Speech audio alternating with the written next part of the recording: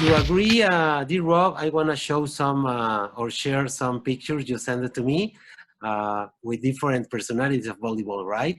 Okay. And with the pictures, you can explain also better what is exactly your job and your role in the USA Volleyball event, okay? Okay. And AVP, of course. Gotcha. All right. So as you know, that's USA men's national team outside hitter, Erin Russell. And what's really cool about Erin Russell is I actually got to see him play at Penn State University, and he was such a special talent.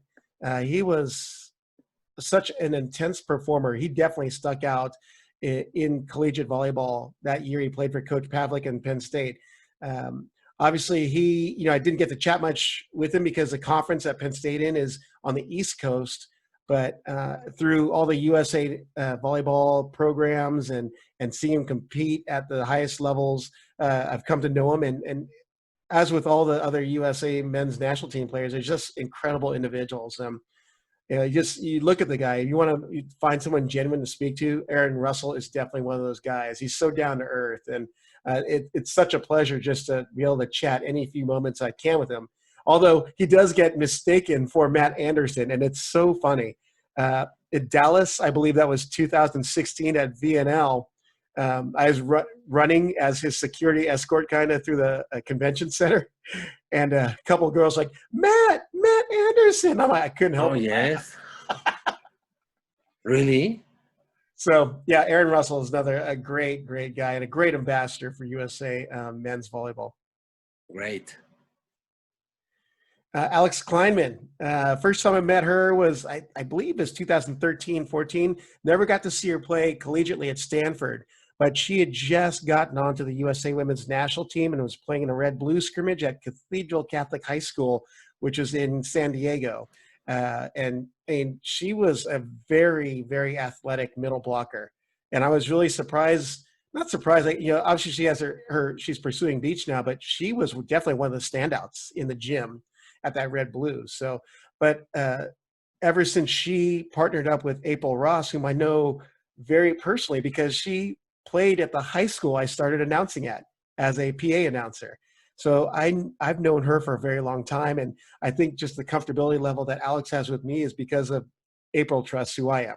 So, but she is another great person to speak to, and she's doing some great stuff on the international stage. Obviously, they are the number one ranked team for the USA in the upcoming Olympics, and they're doing some great things, and she's got a bright future, no doubt. Yes, of course, I know. Thanks. One of my favorite sportscasters is Anne-Marie Anderson. She was a former volleyballer herself, but the way that she presents the game is just, it's so spot on. And the way she delivers her whatever she's saying is so in a great cadence from an announcer, but it's actually done with knowledge. And that's one of the things that I try to build myself upon. So I looked at what other people are doing, like Anne-Marie, even like Kevin Barnett, Paul Sunderland. They have such great presentation of the game, along with Holly McPeak. But a lot of that comes from knowledge and a passion of the game. And I know that these individuals have passion for the game. And whenever I see Anne-Marie Anderson, I always have to say hello and get a picture with her, just because she really is such a great personality and is so good for the game. And does she work for ESPN or? She works for ESPN, Pac-12 Network. She actually does WNBA as well. But I know she wouldn't say it publicly, but I feel like she has like a secret super passion for volleyball. Because when Collegiate Beach comes around, I see her commenting on stuff like, "Oh, just don't ignore that feeling. Just follow it. Go with it." Okay. And this picture was taken in a Final Four stage or what? I believe that picture was just last year in a regular season match between Long Beach State and UCLA. TJ DeFalco against Micah Ma'a and Kofi or Danon Jima. Yeah, from the Canadian national. Well, actually, I think he's retiring now. He wants to pursue a music career. But, I mean, that was a great lineup. That was Josh Tuniga, TJ DeFalco, Kyle Ensing, Jordan Molina, Nick Amato against Micah Ma'a, Kofi, and Austin Matatia from Hawaii, or the transfer from Hawaii. So it was a very intense match, and Anne Marie was doing the the analyst work for that game match. And which can you say is the biggest clash in collegiate volleyball in Southern California? UCLA against the USC or what? Today or in the past? Today. Well, today in Southern California, not in collegiate volleyball. Well, can you tell us both? Okay, so definitely always USC, UCLA. They just don't like each other when it comes to playing sports against each other. And I'm sure there's other reasons, but it's such a marquee matchup. It's even if one team could be 0-22 on the season, it's not a guaranteed win because of the history and the reputation of the programs. It's always a dogfight, and it's so fun to watch. So definitely USC, UCLA. On the international level, in the national level, more recently, it has been BYU and Hawaii these last 2 years. And Gaby, Garcia, Fernandez of Puerto Rico has been a big part of why BYU has ascended to dominance in Division I/II men's volleyball. But he has an Italian counterpart, an outside hitter by the name of Davide Gardini, whose father was a former Olympian in the late 80s. And yes, he, too, has been a very powerful athlete. And then you go over to the Hawaii side, you got Rado Parapunov, who's Bulgarian.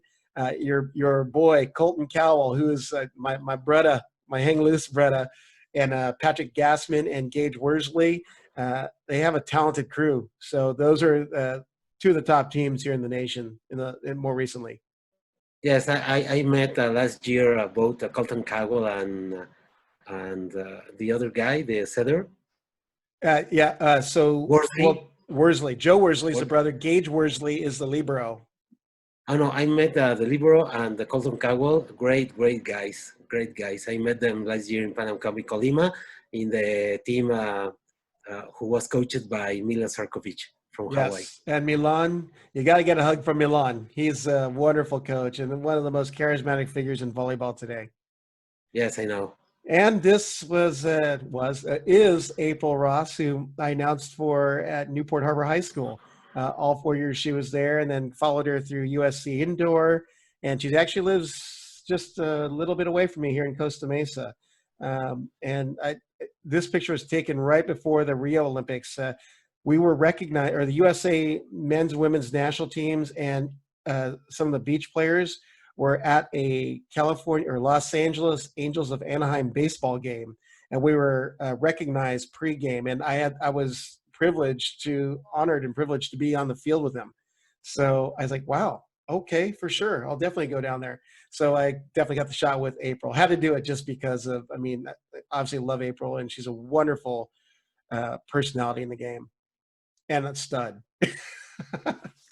Yeah, she uploaded a video last week that got viral, with FIVB posted, I think, yesterday.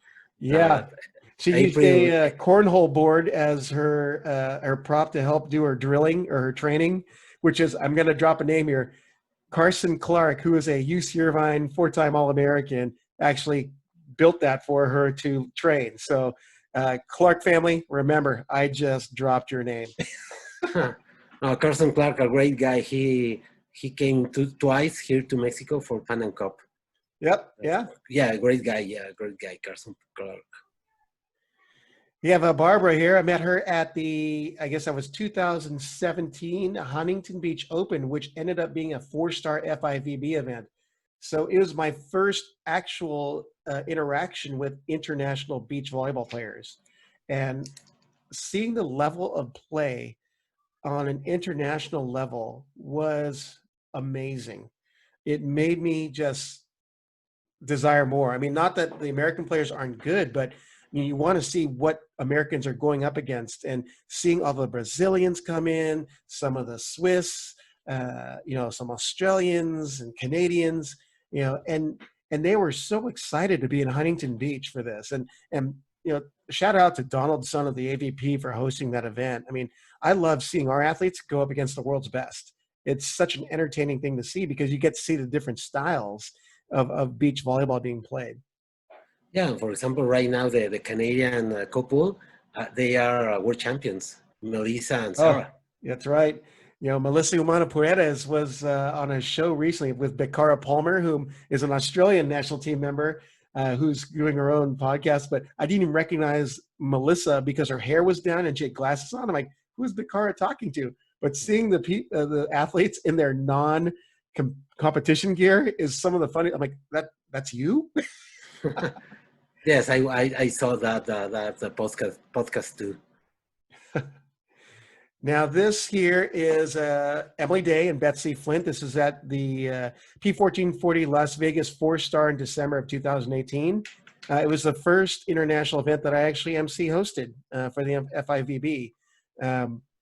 Yeah, they did really well. This was actually, I believe this was in the Saturday's competition, which meant they're in the top 16 at that point. But I've always enjoyed watching Betsy and Emily play. Betsy, because although she's the defender, she's an aggressive attacker at the net. I mean, watching her arm swing and the range of shots that she has, and she very rarely shoots, but man, when she attacks, it's always with speed and pace. And Emily is just, you know, a great blocker, and both of them are great people to talk to on the tour. Rob, what did you enjoy most right now? Volleyball or beach volleyball? Oh man, you gotta put me on the spot. You know, it really, it's hard for me to pick between the both of them. If you were to ask me this question about 6 months ago or last year, I would have said, oh, I'm all about indoor, men's particularly. But my passion is to grow the entire sport of volleyball, be it beach or indoor, or men's or women's. You know, I'm not as in tune with indoor collegiate women's, but you know, it's just because it's so hard to. There's so many teams. I mean, it's so there's so much coverage. So I'd like to try and promote, you know, men's collegiate indoor because it's not covered as much. USA men's indoor, you know, they're just not getting as much press and media as women's. And beach, the athletes, I feel like they're such great personalities and such great ambassadors of the game that they're definitely the people that the media should be focusing on, and they're not for whatever reason. So I always try my best to promote what they're doing, you know, and definitely Betsy and Emily are two of the athletes that I enjoy following. Right. Yep, my favorite Canadian. Well, no, there's actually a few of them.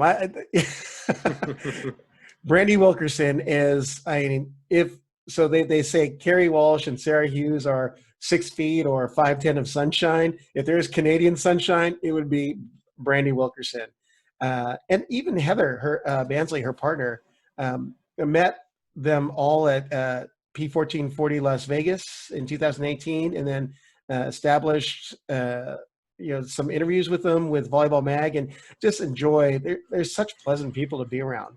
I recommend if you have a chance to just stop and chat with them, just say hi and say, hey, you know, love the way you play.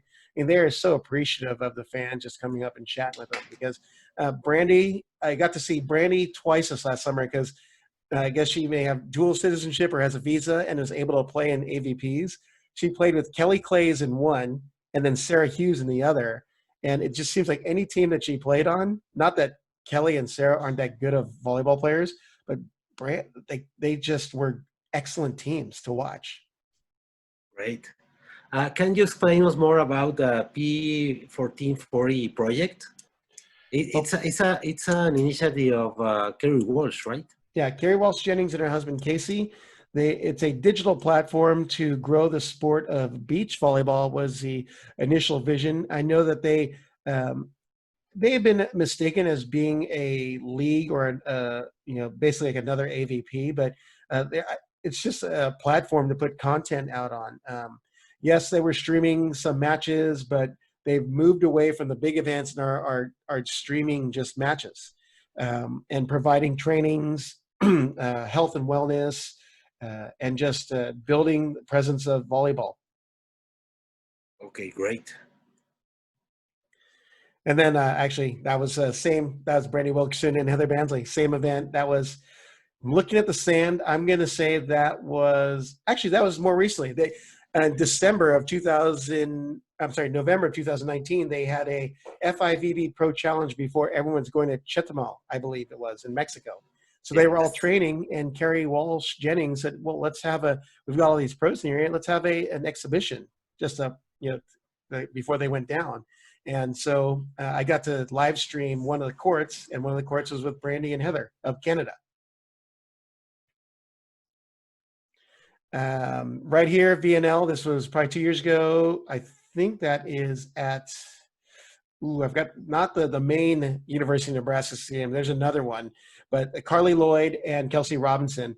Obviously, Kelsey Robinson of the USA national team. Also, Carli was the fan favorite because we were in our hometown, or her alma mater of Lincoln, Nebraska. And Carli Lloyd, the setter, which ironically I'm having on my podcast this week to talk about one of her projects. She's from the San Diego area, and just through mutual friends, I got to know her. She's knows the TJ DeFalco family really well, and I got to know her through the DeFalco family. And did you go to every USA Volleyball event, indoor? I can say every one since 2008 I've been to, if it's been in the United States.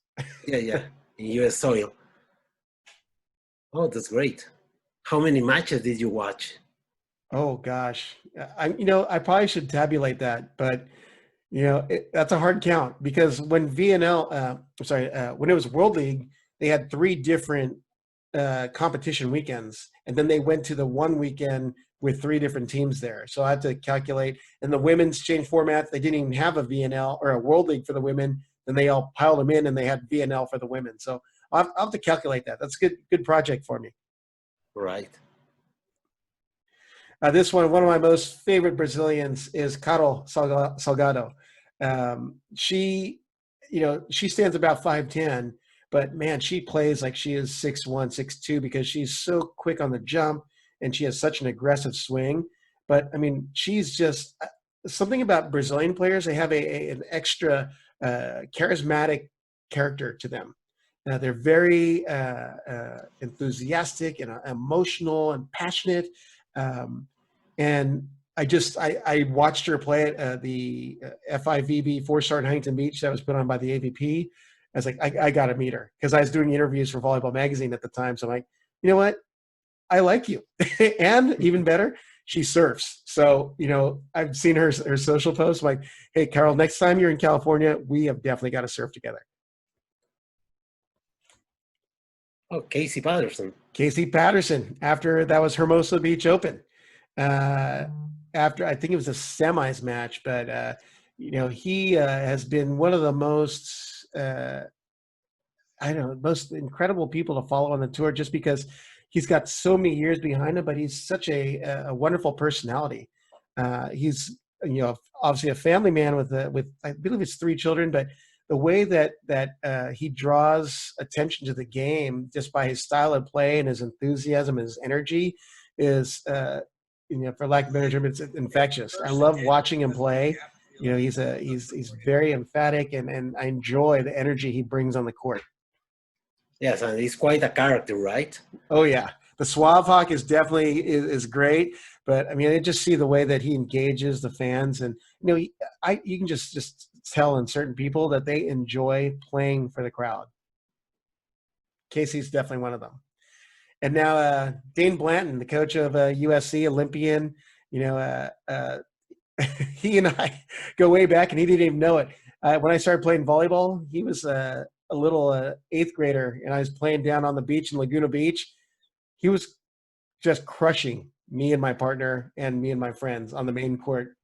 And I would have never thought, here he is now, this incredible commentator, Olympian, medalist, and now head coach of the storied USC beach program. So, and talk about just incredible people. Dane Blanton is another one of those personalities that just is another person who's really good for the game.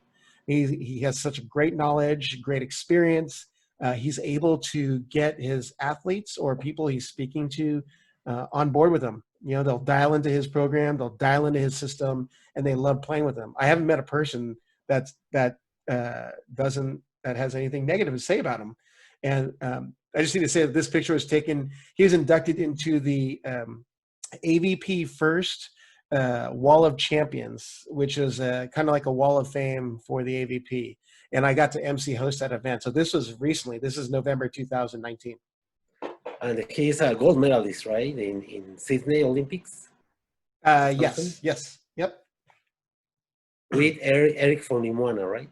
Yeah. And I know that Eric Fonimwana was also one of the people that was a candidate for the USC beach position this year. So that had to be a tough decision because both of them are equally experienced and knowledgeable.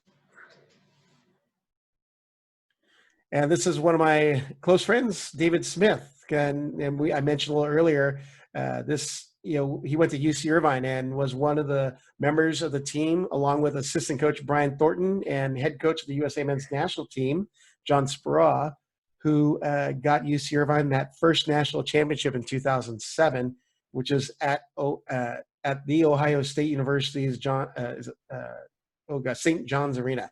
So I've got to actually, I just saw David yesterday. It was his son's birthday party. So, it's another one of those personal relationships that we've just continued to stay in contact with each other. That's great. Oh, and this is our boy, DJ Jeremias. Oh, no, that's you. Alejandro. You're DJ Jeremias. No, this is a DJ Roche. And I'm telling you, Jeremy Roche is such a talented DJ. You listen to his stuff, he'll just get you bumping your head when you're at the AVPs or any event that he's DJing at. And you won't even know it because he's got you grooving without realizing it. But he has such a great ear for music, and his creativity to mix it up at different events and get crowd engagement going with just his audio sounds is amazing. He's an amazing talent. He happens to be the Lakers DJ, was a Clippers DJ, so he's definitely a highly sought after DJ.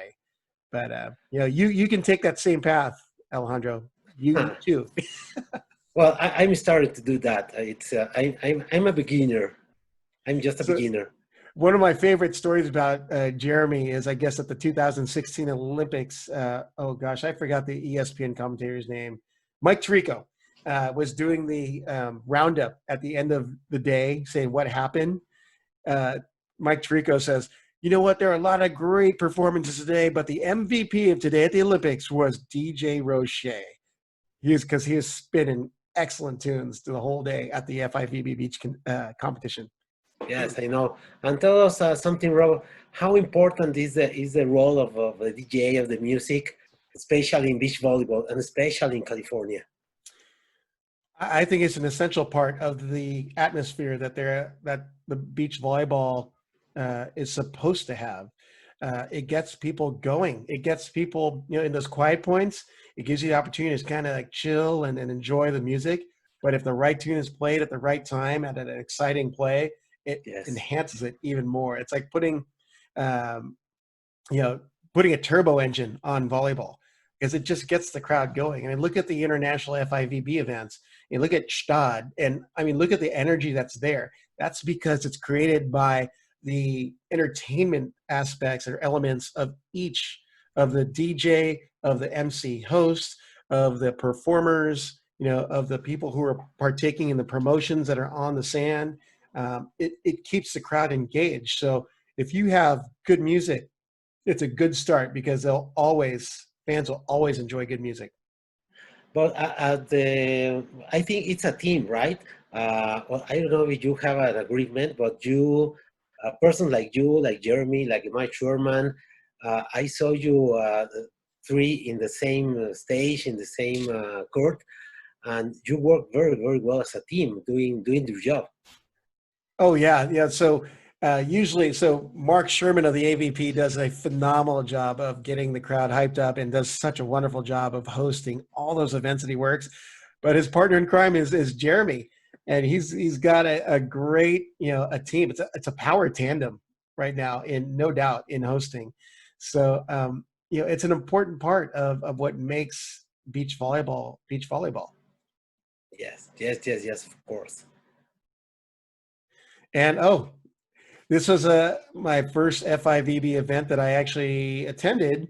the end, I got to meet none other than the original Chris Geeter McGee, who's to my left, or well, my right in the picture.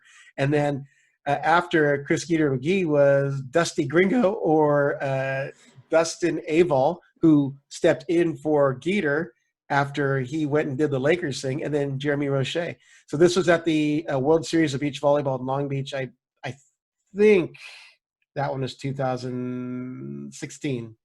But I had to get this shot just because these are the guys that I've been watching. You know, I was learning the game, seeing how beach volleyball operated, and see what kind of climate and atmosphere was there. And these are the guys I'm always looking to. And as I heard, the World Series of Beach Volleyball is dead, right? You mean for this season for AVP? No. I mean, there will be no more World Series of Beach Volleyball, or just for this year? I don't know, honestly. That's up to the.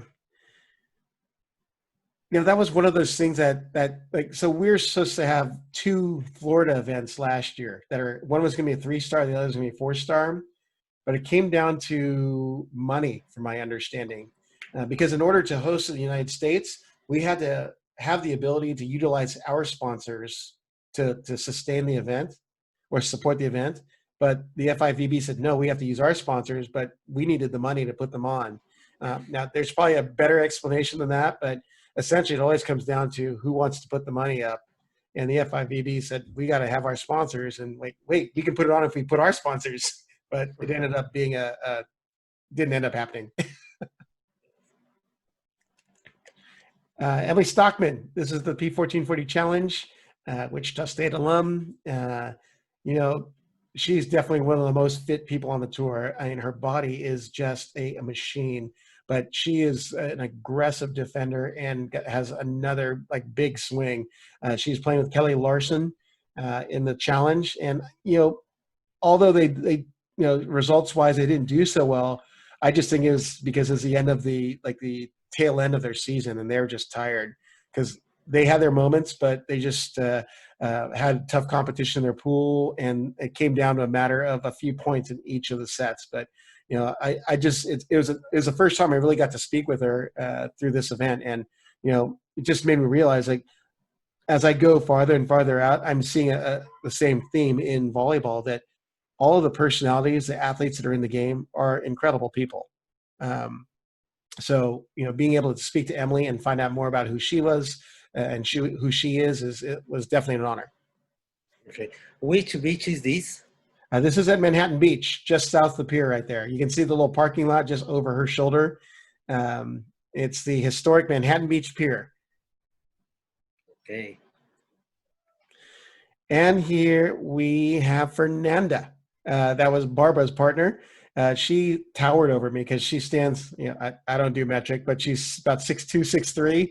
I'm at my big 5'9", so she was kind enough to bend down and not make me look so short. But, again, that's just like I was saying about Carl Solberg or Carol, is watching the Brazilian players play is seeing the different styles has always been something that's amazed me. And here's our boy, Gaby Garcia Fernandez. This was just taken this last summer at the Norseca Continental Championships. Seeing him play from when he first was a freshman at Cal Baptist University, because that's where he originally signed at, and he transferred to BYU last year because they terminated the program at Cal Baptist, which is not happy about, because that's near here also, but that's another topic of discussion. But seeing the level of development that Gaby had, he's easily becoming one of the world's top players, and he's one player to watch. Puerto Rico is going to be so strong because they've got such a bed of talent in playing in Division I and II men's volleyball. Other guys that are playing are like Dennis Del Valle from back 2008. He's still playing internationally. The setter, his name is escaping me. Pele Vargas, the outside hitter for Puerto Rico, who is at Fort Wayne. And there's so many others playing at other D1 universities. So Puerto Rico, underneath coach and former BYU alum, Ozzy Antonetti, another great guy. Gaby Maris, Brazil outside hitter. This was definitely VNL. I just can't remember which year, maybe last year. But, she stands at probably right around 5'10", 5'11", but I mean, she's got long limbs, and she just is really smart on the attack. And,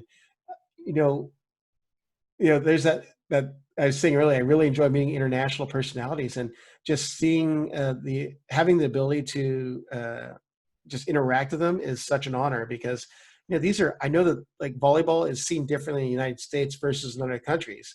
We're kind of like the fourth, fifth sport that's even considered, whereas in other countries these athletes are rock stars, and I know Brazil is one of those places. So I know Gaby Maris is definitely one of those rock stars in Brazil. Hannah Storm, I grew up watching her. She was this was at the Department of Defense Warrior Games, which basically is sitting volleyball. I still look up to Hannah Storm. I grew up watching her, watching cartoons as a little kid, and she looks great, by the way. And when I saw her there, I definitely got to meet her, because she's been doing so many sports, and the fact that she's doing a volleyball or sitting volleyball, I was blown away in a good way. And I was like, I definitely have to have a photo with her. And I shared with her how she's been inspirational in ways in my sports career. And she's still working as an anchor, right? In ESPN. That is correct. Yeah. So I must have come across her when she first got into doing commentating, because she looked like that was 25 plus years ago. She's been doing it for a while. And recent USA Volleyball Hall of Fame inductee Holly McPeak, and she's a phenomenal indoor athlete, but on the beach she just was a monster. She's one of the people that's so influential to volleyball, not only in the LA area, but I mean the entire world, because of her accomplishments on the different levels as a former Olympian and AVP superstar, and now she coaches some phenomenal athletes. Keep an eye out on USC's Norse Twins. They played at Elite Beach Volleyball Club in Manhattan Beach, but she's one of their coaches, and they're going to be doing some great things. Jake and Taylor, Jake Gibb, Taylor Crabb, AVP. I think that was 2 years ago. Jake, I was on a webinar with him just recently, and he's been in the game for 25 plus years, and he's in phenomenal shape. He's a cancer survivor and an incredible blocker, but you can just see that he's such a well-rounded person, being a husband and a father, and being able to balance workout and to represent his sponsors. I mean, he's one of the guys that is will be a great product ambassador, or just a speaker, because he is such an encourager when he speaks. Taylor Crabb, I've known since his indoor days at Long Beach State University. Phenomenal player, indoors and beach. He is a playmaker. And you just put a camera on him, you're guaranteed to get a highlight from him from that session. So this is yeah. No, tell me. Oh, I was just going to say that Taylor Crabb makes things happen that are just makes you step back and go, did that just happen? Like he could be on Sports Center top plays so many times. Are they in the Tokyo race? They are. It's a tight race for that number 2 spot right now. Actually, I think even the number 1, it can go back and forth. But with COVID, the pandemic, it's going to be hard to sort out, because it's going to be a tight race. Between Nick Lucena and Phil Dahlhauser, Jake and Taylor, and there's Try and Trevor Crabb. It's a tight race, and I think whatever teams we end up sending, they're going to be really competitive. And I think, especially with this pandemic, I think people are going to come back even stronger, because their bodies had this opportunity to heal, and they've been able to get refreshed by spending time with family and realize that they missed the game. I think we're going to see something special come this next Olympics.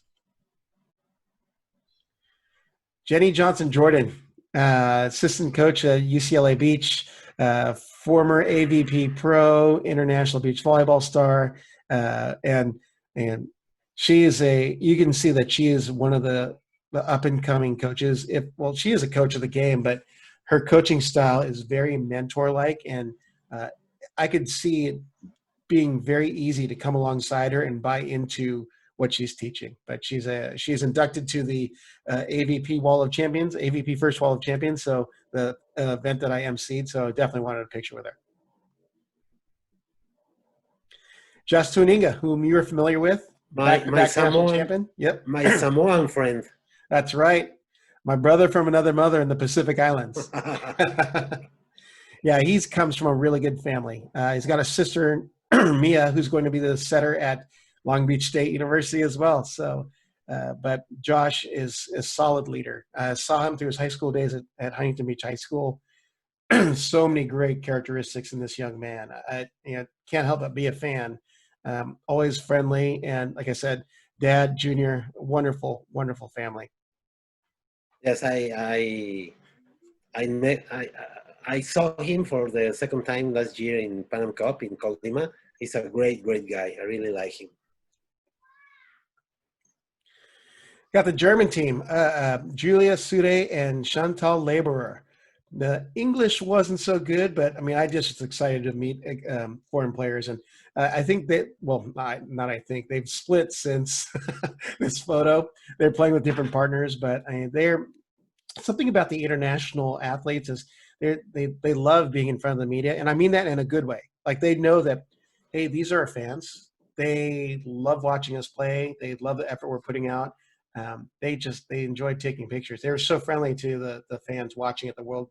This was at Huntington. So, but they were so accommodating and friendly for interviews, and it just was sweet to see them trying to work through the interview with the limited English, and I know zero German. So, but, again, it's one of those moments you just kind of have to just treasure. Kavika Shoji comes from a great volleyball family and such a great individual. Stanford national champion, AVCA first team All-American, and brother Eric. One thing is about where they played at Stanford and the Outrigger Canoe Club is there's nothing but good people coming out of Stanford. John Costi and Ken Shibuya, the coaching staff, they always get the best people, and it doesn't shock me they had Eric Shoji and Kavika Shoji on their rosters. I first met Kavika Shoji and Eric Shoji when they come. I think it was 2004 or 2005 to a junior Norseca here in Mexico City, and they both played very, very well. And I told myself, hey, these guys are going to be on the senior team one day. Yep, yeah, they are.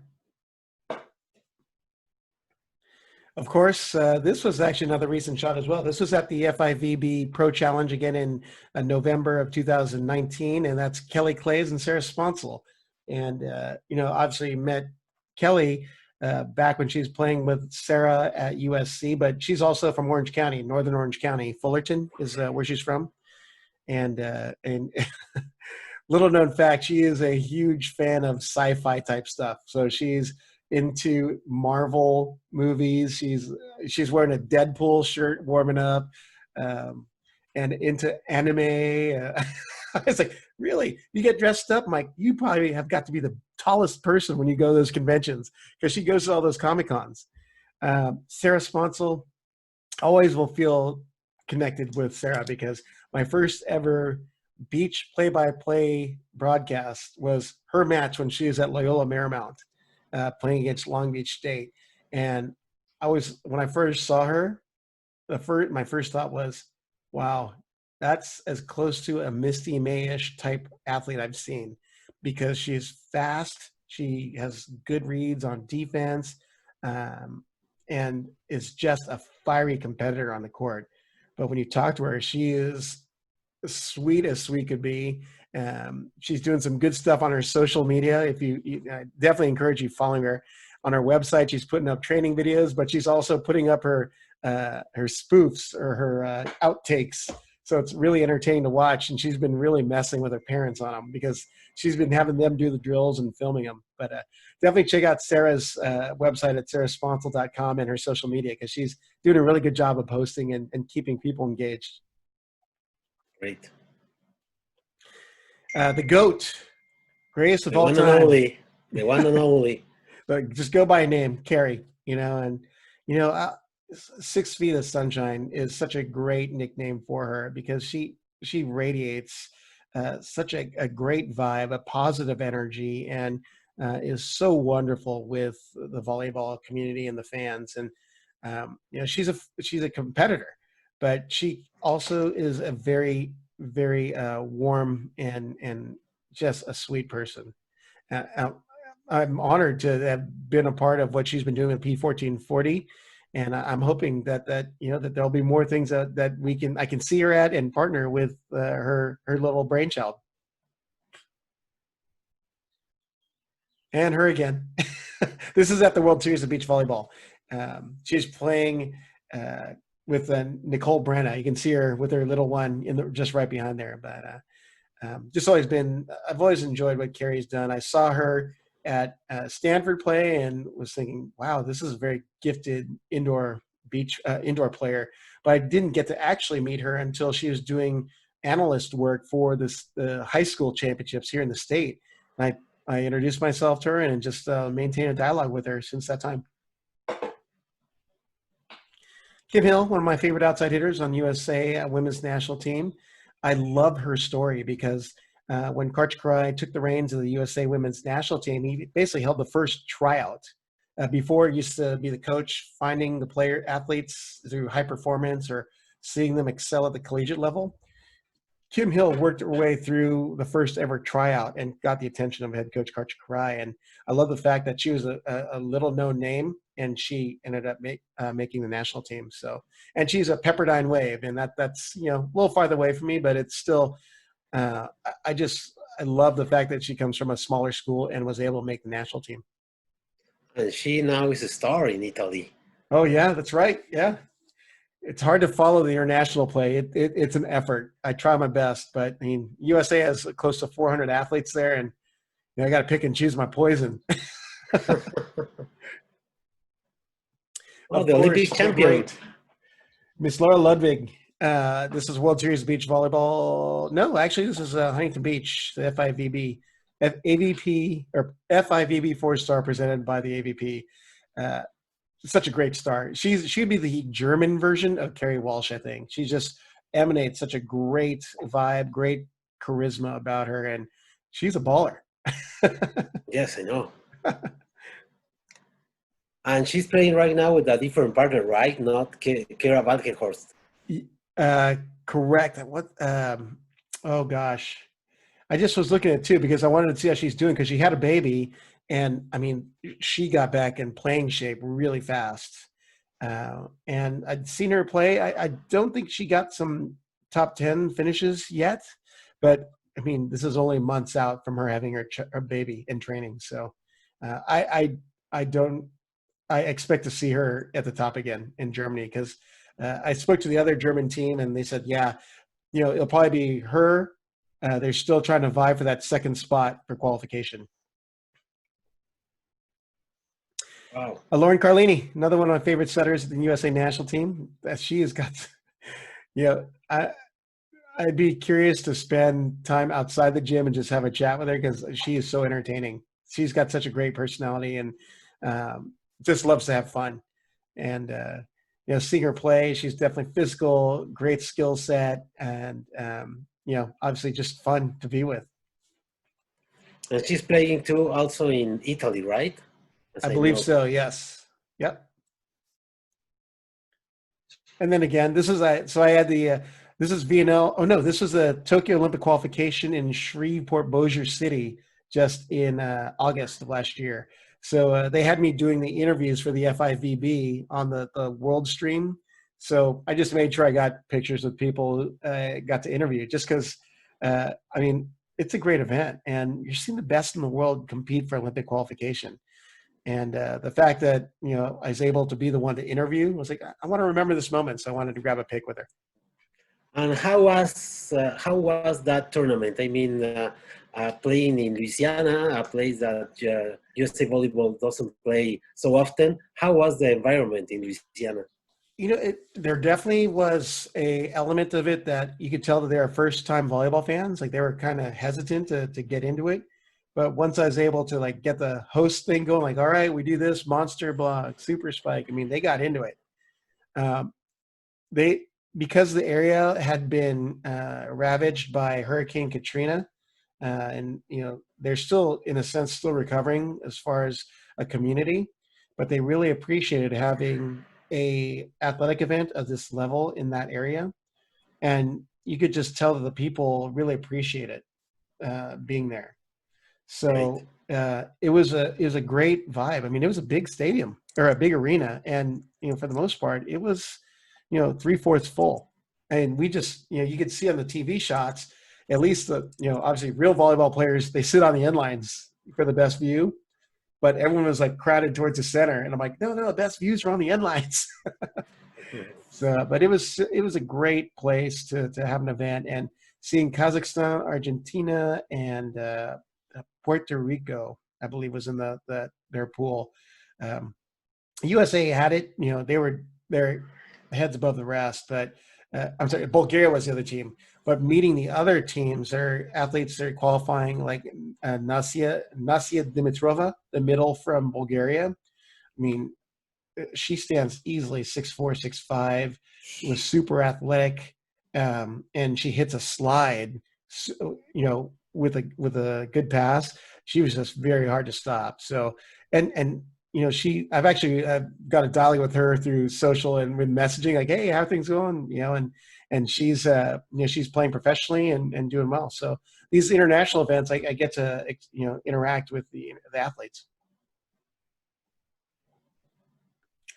Luisa Lippmann, great star from Germany. Yeah, man, she is physical. Like she hits a heavy ball.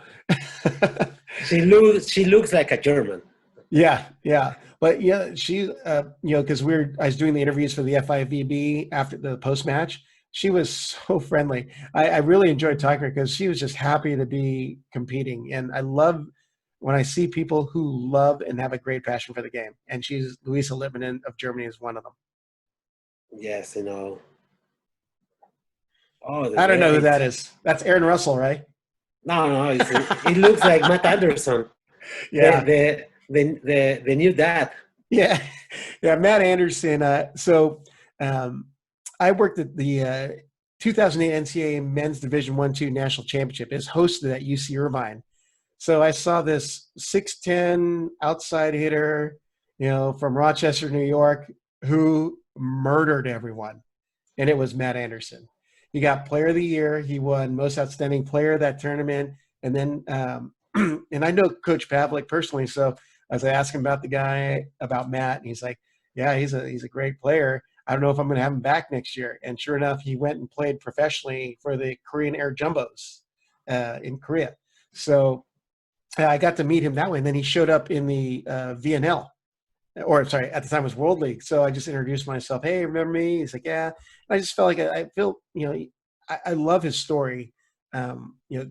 Playing professionally and being very vulnerable and sharing that he was struggling with depression, and he had to take the break. And I appreciate the honesty in people, because it just shows that athletes are people too, and they have stuff that they've got to deal with, which makes it okay for us to deal with our stuff. I mean, especially given the times that we're dealing with, there's going to be depression. There's going to be sadness. There's going to be, loss and grieving. It's okay to have those feelings. And when I see people modeling that, it's good for all of us to see. And Matt going through his season was wonderful, and he came back stronger, and he's still, he's quiet on the quiet side, but he's a very warm person. Yes. I met him in Anaheim, and well, the things you are saying is true. I mean, it was, I think, 5 or 6 years ago. He was playing in Zenit Kazan, best club in the world, and he said, "Hey, I gotta stop. Very sorry. Gotta refuel batteries." And he returned very strong, I think. Well, he's a first-time father just recently, so definitely congratulations to him and Jackie. It's sweet seeing the smile that he has in becoming a first-time father. So congratulations to the Anderson family. Yeah. I just threw this shot in there because it's Matt and my boy DMC. That's Dan McDonald back there from UC Irvine. I think I just want to do another UC Irvine insertion right there. But that's Micah Christensen. And in the back there, TJ DeFalco wearing number 8. So I've come to know his family pretty well. I was sitting courtside at a preseason tournament at Long Beach State. Yeah, I met Dan McDonald 7 years ago when they came for Pan Am Cup. I was the translator and for the team. Great guy. He gave me his jacket. Really? Very nice. Yeah. Very nice. DMC guy. is a good guy. I love DMC. Wow. Yep. She definitely made me look short on this one. So Sarah Pavin and Melissa Humano Paredes. Again, just, Team Canada, that is definitely one federation to watch because they're doing some great things. They've got so much good talent on beach and indoor. So obviously on the beach side, they've got Sarah and Melissa here, but you've got Heather and Brandi, or Heather Bansley and Brandi Wilkerson. You have the McNamara twins coming up, and you have a few other athletes that are coming up to the P1440 development who are Canadians. Alex Paletto, Megan Nash, all these names are coming up. Keep an eye on those Canadians. They're going to be strong. You have Schechter and Pedlow on the men's side. You got Tyler Sander, the setter for Canadian national team. Sharon Vernon Evans. Yeah, right. I mean, you got some good Stephen Marr. Canada's going to be on the map sooner rather than later. I don't know. Remember me, but in Rio they got, I don't know if 4th or 5th. I think they got 5th. Oh, did they? I'm pretty sure. Yeah, I was a homer for USA, so I ignored anything outside of USA. Sorry, I love my Canadian neighbors, but I'm a USA homer when come Olympic time. Yes, I know.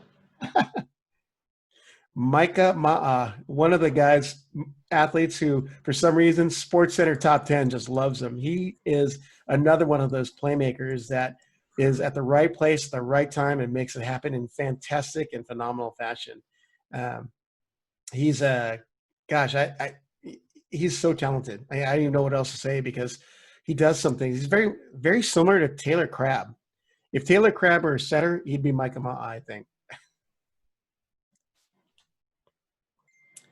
Another GOAT, Misty May. This was at the 2017 AVP First Wall of Champions induction ceremony, or 2018. And actually, she went to Newport Harbor High School, and I announced for her back in the day. And then I followed her because she went to Long Beach State, which happens to be an opponent of UC Irvine in the women's side. So I got to see her crush me lots of times. And then I follow her through her Olympic career. I mean, wonderful person. And just seeing her development from club, high school, to collegiate, to pro, and to now coach, and now retired coach, now just focusing on her kids, which is a awesome career for her. She just loves being a parent, and you can see it. So she stepped away from Long Beach City College as a director of volleyball, basically coach of beach and indoor. So this new season of life is a new season where she can't really depend on a clipboard now. And that's Nasia Dimitrova from Bulgaria. Again, she's a huge middle blocker, super quick, super tall, and lightning quick arm swing, and super friendly. Definitely follow her on social if you want to see some play, the Bulgarian style play. Right. Oh, Natalia Pereira, or actually, you've got to say it in Portuguese, Pereira. I had the opportunity to interview her at VNL, and funny story is, so there was some kind of technical difficulty, and DJ Ray was busting out some good tunes. So her and I were dancing in front of the backdrop of the VNL thing. I was kind of hoping someone got it, but man, you can tell she's a fun one. But even on top of that, she is a phenomenal athlete to watch. She is, I think she is a little on the injured side, but she did play a little bit at that VNL. But still, she was definitely a powerful player to watch. And she played with Carli Lloyd this last year at Eksatsibazi in Turkey. And that roster is loaded with talent. Is it Kim Jong? I always say her name wrong. From Korea was on that team. They also had Sonia Newcomb, also of USA. Simge Akoj, the libero for Turkey. Like, my goodness, did they even lose a match? Oh, So, yesterday I host the assistant coach for Vakif Bank, and the Turkey league is between Vakif Bank, Eksatsibasi, and Fenerbahce. Yeah. For example, this guy in Vakif Bank, they have Maya, the Serbian. Mm-hmm. They have Michelle Barsh-Hackley, a great team. Yeah. Well, so Natalia, though, is I love following what she's doing on social, just keeping up on what's happening in the world with all the international players. So she's definitely one to follow. She's definitely one of the fun personalities to follow. Oh, my favorite Puerto Ricans, and it's just the American connection. These are the former NCAA Division I, II, or Division I athletes, Natalia and Stephanie Enright. Natalia Valentin. Yes, Valentin. That's her. I went Brazilian on. Oh, she's Natalia now. Yeah, so I met them. 2012, and just maintain a conversation with them through checking in on how things are going in the Puerto Rican League and where they're playing. And I love the fact that they played in those in Florida for their undergraduate and did well. And you see these players have been trained in the USA. They're now on these national teams. So I really enjoy following the Puerto Rican players just because there's a connection to the USA there. Nick Lucena. This was a World Series of Beach Volleyball. So he's always a fun one to chat with, but I love his defensive style. He is an aggressive defender, and I love the way that he has such a fiery attitude on the court, and he's such a competitor, and you can tell that and he's a banger. He's got another great swing, and obviously they're vying for the Olympics, and he and Phil are in the top 3 in the race. But gosh, I'm going to hate to be that third team that doesn't get in, because we have the talent. It's just going to come down to points at this point. I will share you, Rob, a YouTube video. There's a variation of volleyball played in Mexico called carreadas. It's played a lot in Sinaloa, in Nayarit. Mm-hmm. And a bunch of these guys playing carreadas went to Austin, Texas last year, and they challenged Nick Lucena and Phil Dalhauser, and they beat Nick Lucena and Dalhauser, playing fours, playing 3-on-3. Who was their third? Was it their coach? No, the third was a Mexican-American guy called, nicknamed Pichon. Okay. They played against Güero Tiwi or Julio José Luis Rubio, mm-hmm. and Bobe. The guys who 1.5 months ago ended second in the Doha Open of beach volleyball, beating in the semifinal to Evandro. Oh, I will share you this video because it's great. It's filmed in 4K, so it's a great video. But these Mexican guys, almost teenagers, they went to Austin, Texas, and they beat Nick Lucena and Phil Dalhauser playing in dirt, in outdoor, and playing over dirt. Mm-hmm. So it's pretty cool. It's pretty cool because I know the name, I know the career of Nick Lucena and Phil Dalhauser, and these Mexican guys go to Texas and beat Nick Lucena and Phil Dalhauser. I'm sure Nick didn't take to that too kindly. So, yes, right. I sent this because Olivia Phelps is a friend of mine who put together a piece that documents the Long Beach State's 2019 National Championship run. You should check it out on YouTube. It's available to watch. It's called Legacy Long Beach State. But she just fell in love with covering volleyball. And she contacted me and said, tell me about it. What do I need to know? Who are the personalities? And she's blossomed into this ESPN courtside reporter and journalist now. So be on the lookout for Olivia Phelps, who's I've converted her to volleyball. Olivia Phelps? Yep. Like Michael Phelps, right? Correct. Right. Oh, the legend. That's right. Randy Stoklos. I remember watching him in the days at King Harbor here in Hermosa Beach, California. He and St. John, and I told him, like, hey, there's one time I was just in junior high school and St. John turned around and said, we've been drinking too many beers. And I was like, I'm only 13. But we were just having a good time. We weren't even heckling. We were actually rooting for him. But Randy Stoklos, so sitting alongside him doing play-by-play for the P1440 FIVB challenge, it is so amazing to hear him do the color analysis, especially given his experience. It just naturally rolled off his tongue, you know, and I was learning from what he was saying, and it's like, and then he'd go for back in my day.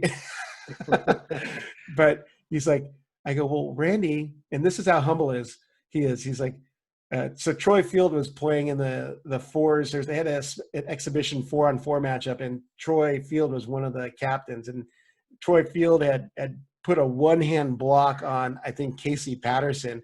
I go, hey, Randy, that was your move, the Kong block back in the day. He's like, no, that wasn't me. Come on. I'm like, come on, claim it. I called it the Kong block back in the day. It's because you. He's like, no, people are jumping way higher than I am. I'm just an old guy. Great legend and great histories about Brandi Stoklos teaming up with Sinjin. Yeah, no doubt. And here's that event I saw. I saw Brandi Wilkerson twice this last summer. This one was obviously with Sarah Hughes. And since we already talked about Brandi, I've known Sarah Hughes for a long time because her brother Connor played indoor at UC Irvine and was part of the team that got back-to-back national championships in 2012 and 2013. And was the most outstanding player in the 2013 NCAA championship. So I'd be announcing all the matches at UC Irvine, and this blonde-haired, blue-eyed girl would be sitting courtside, rooting for Connor. She was, at that time I was taller than her, and come to know,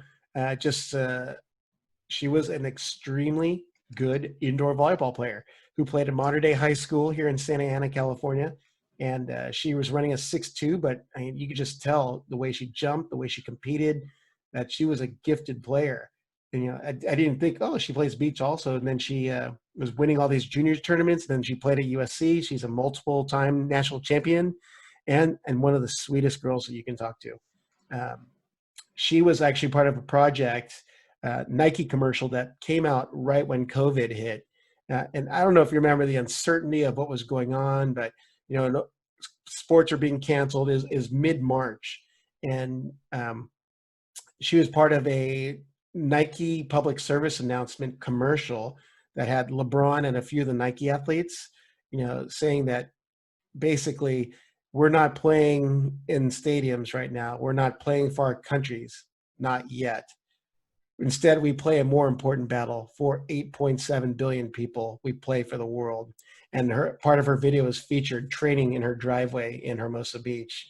And, it just was such a touching moment, especially knowing that she could be part of an encouraging public service announcement to give hope to the world, because this was a world video commercial that she was a part of. So, Sarah Hughes, local Costa Mesa product. She's right down the way here too. I haven't seen that video. How can I Google it? Just check out Nike Play for the World. Play for the World. Okay. If you don't, I'll post it on your Facebook or one of your social media outlets. I had it up, but it got taken down because apparently I don't have the rights to it. So perfect. It's out there. Hey. It's on my Instagram feed too. Okay, I like that Vala hat, Vala Entertainment hat. Oh, that's a DJ Roche, or we'll call him DJ Jeremiah's hat. You're taking over the handle. Right. And again, Sarah, and this was at, I can't tell which one it's at. I think it's an AVP tournament. Yeah. My guess is it's probably Huntington last year. But yeah, so Huntington Beach is less than a 10-minute drive from where we live in Costa Mesa. So she had a lot of family there and a lot of friends. So she definitely had a hometown crowd. Sarah Sponsel again, her last year, which was last year, playing at USC. Again, like I said, just developed a special connection with Sarah. You know, we're helping each other with social media and just chatting about the game. Like, so in order for me to stay on top of the game, I just try and stay connected with the athletes and ask them, you know, about what they're doing, how they're getting better, what they're seeing strategy wise, because it only helps me not only from an MC host standpoint, but also when I start doing play-by-play and analyst work. So, you know, they you know, it's kind of pro quid quo. We help each other learn about the game. I help them, you know, get to know them and promote them and what they're doing. Oh, my man, Taylor. That's right. I just had him on the podcast this last week, and I can tell you, watch out. When he's back on the court, it's going to be scary to see how he's actually healthy. He's in a good frame of mind, spending time with the family with his time off. And I just feel like we're going to see something special from him when he comes back to play for USA. Actually trying to surf with him down here. He lives about 10 minutes from me. I didn't realize he's as close as he was. But comes from another good family. Brendan Sander, his brother, has got mom and dad and a sister, and see them at every single event. Not so starting in high school, he went to Norco High School, saw them there. Their team won everything, so I saw his family there. At BYU, I'd see him, and then now through USA. So just come to know the Sander family really well, and they're definitely some of the best people I know in volleyball. He last played in Brazil, I think, right? Brazil, yeah, Sada Cruzeiro. Sada Cruzeiro, yeah. Well, he played in Poland, he played in Italy, he played in China. He had a year in Qatar. I was surprised. I didn't realize that when I looked at his bio, but you know, he had an opportunity to play in Russia this year, but because of his shoulder, he said, you know, I better recover for Olympics. Yeah, so, of course. But yeah, I mean, everywhere he lands, he ends up winning. He's on a winning team. Yeah, well, I met him in 2013 in Pan Am Cup here in Mexico City. Great guy. He gave me a gift, a pair of shorts. I really appreciate it. He's a great guy. And next year, in 2014, he was named MVP of the World League. Yeah. Yep. Yeah. Wow. Love the history. Yes. All right. Here's another one of my favorite foreign players. You know, there's some good talent coming out of Latvia. And this one happens to be a collegiate player, Tina Gradina. She's an All-American last year. And her and her partner, Anastasia Kravchenova, qualified for the Olympics for Latvia. So she actually took a year off this year from USC. Had she been at USC this year, oh gosh, the potential in that program would have just gone through the ceiling, because she is a great blocker at the net. She's got moves that, you know, I like breaking down her play, because she has some really good block moves that are, I mean, you know, realistic. She's probably 20 years old, but her skill set and her head knowledge of the game is really high. So I definitely watch for Tina Gradina. She's one of my first ever podcast interviews on Viral Volley podcast. So, you know, calling back to Latvia with the 18-hour difference was tough, but we made it work. I saw her at the last duel of the year between USC, UCLA, and Pepperdine on March 11th, which is right before COVID really shut everything down here in the U.S. And she was there with Alex Paletto, another Canadian who played at USC last year.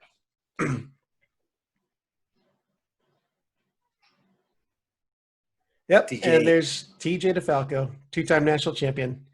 What's scary is he could have been a three-time national champion, because that one in Ohio State, if they weren't so young, I think it would have been a different outcome of that match. And granted, they played at Ohio State, but that team, as you know, is good. You know, Kyle Ensing, Josh Tuniga, TJ, and at the time is Andrew Sato at libero.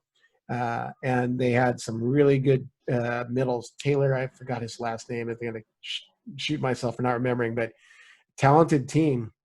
They were undefeated during the season, got to that match, the national championship match, and just you could tell they weren't in rhythm. But it could have been the first three-peated national champion in NCAA history, if I remember correctly. And then post-match interview with Volleyball Mag. Had to get the shot with him. He's got a sister named Tegan, plays beach volleyball at Grand Canyon and indoor as well. Yeah, it's a talented volleyball family. He's got a younger brother coming up. We'll see. And the professor. Professor, right? Professor. El Professor. El Professor. So he's the first pro beach volleyball player inducted into the AVP first Wall of Champions. And it was at the, the Air Museum, the Lion Air Museum here in Costa Mesa. And I had the honor of emceeing it. So had to grab the shot. It was a first-time opportunity, first time I ever met him. So, but since then, I've seen him a lot because he's the coach of Cal Poly San Luis Obispo, or Cal Poly. And I just love bouncing things off him, ask him questions. And he's one of the most accommodating guys. He obviously he's got incredible knowledge, but if you watch him coach, he's another one of those guys that, like, gosh, I hope I can coach like him. Because you can just see the way that the players watch and learn from him. They listen, and the way they respond to his training techniques. It doesn't surprise me that Cal Poly is the top of the Big West Conference and always in the discussion for a national championship since he's come on board. And this, I'm going to forget her name. German player. Oh, I got to look it up. Oh, I got to look it up.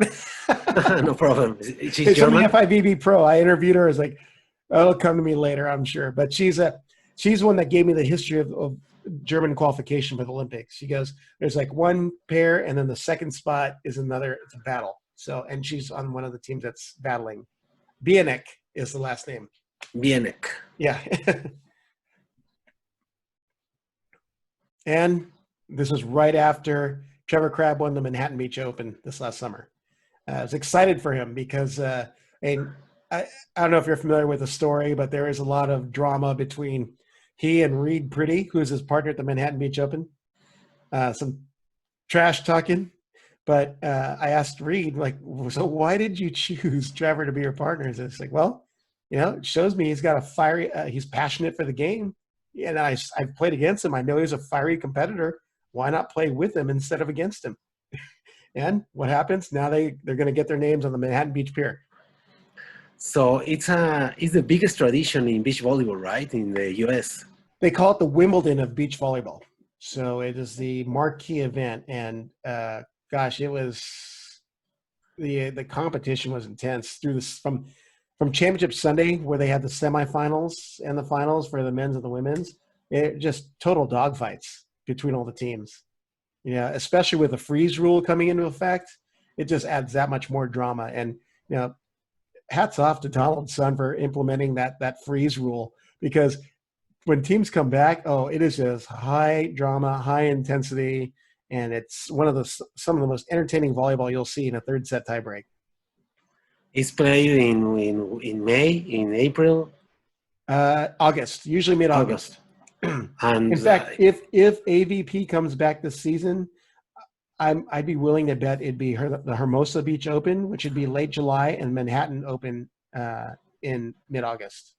So keep an eye on those. If you want to come to California and watch some good beach volleyball, target those dates. Yes, for sure I will.